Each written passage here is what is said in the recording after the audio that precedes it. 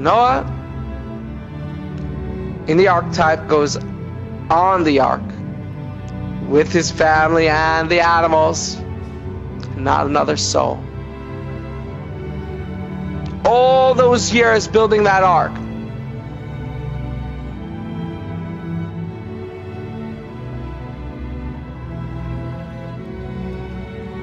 he wasn't able to reach a single soul.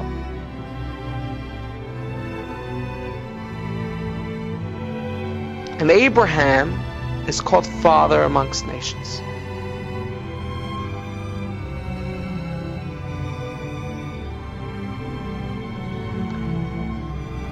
For wherever he went, he made an indelible impression. Whenever he leaves a place, the place is changed for him having been there. And people of that place, they become part of his contingent, his students, and they teach, they spread out his ways, his insights,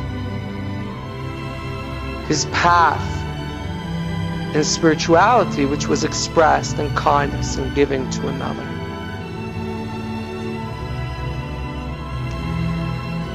And so the archetype says Noah was righteous in his generation.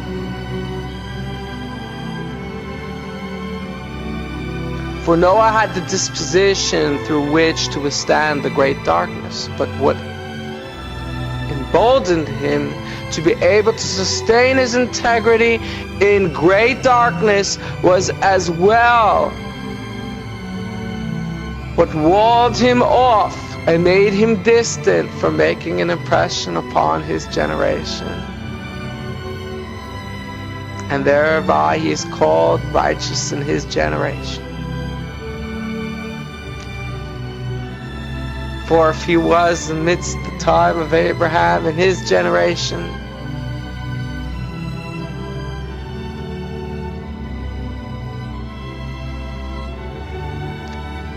certainly a righteous individual would have made much more of an impact. So we find a juxtaposition whereby Noah wants to hold on to his purity and sustain himself as a righteous individual. And his purity, his righteousness,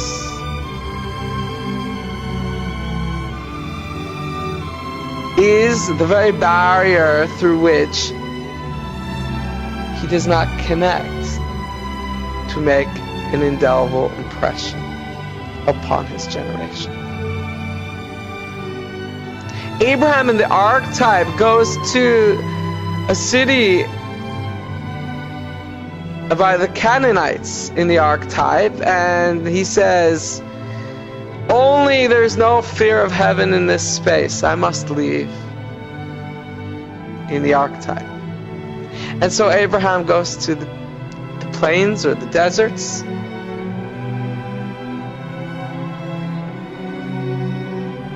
to which he makes a profound impression. People who are traveling. Abraham will build in the archetype oases for people who are traveling. They're not in their regular location, on their regular space. They feel vulnerable. They're in a space of vulnerability, and that's a space to reach them. They won't be as callous, to reach them for a change, to show them a higher path, a higher way. And Abraham recognized amongst these dark resonances, only there's no fear of heaven in this space. I cannot broadcast my song here without becoming corrupted by the resonances that are base in this area. For Noah was able to sustain his righteousness in that area for the very blocks, the very curtains the very separation he created in his resonance to not be affected by the darkness around him. And that very space that he created as separation also created a gap between him and them, and the accessibility is a conduit to make an indelible impression of his resonance. Abraham recognizes that I'll have to pitch my tent outside the norm of where their space is and take them one at a time.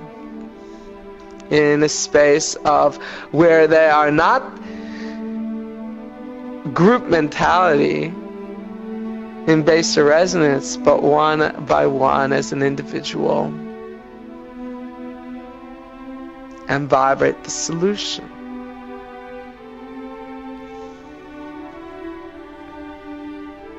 Now, certainly Abraham could have resonated to them. Do you know what's wrong with the path that you've chosen and the baser resonances that you've imparted? But instead, he modeled the solution.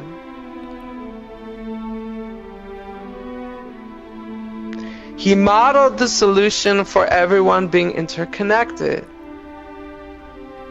And that we are all in a state of gratitude at all times. We have to be in a state of gratitude for all.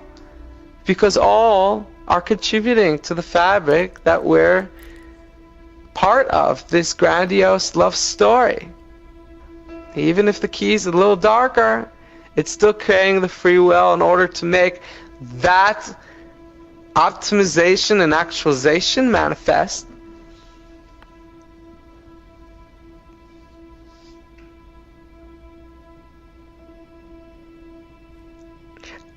And yes, Noah, he felt for his generation profoundly so.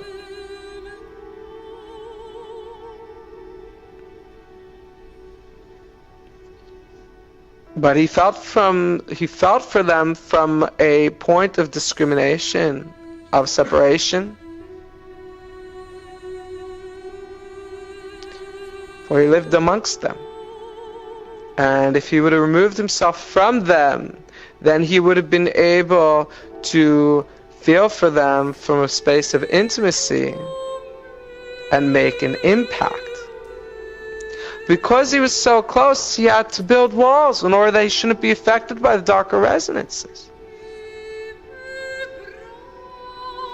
And so there's a path called the path of Noah. The path of Noah, Noah had no students. He didn't, from his civilization, he had students who were his children in the archetype, but not from the civilization that he came from. And so in the archetype, what's imparting to you is that as spiritual mastery goes, the path of Abraham. Path of Abraham is the path to making children like the stars, like the sand, as numerous, one by one at a time, one by one until forever.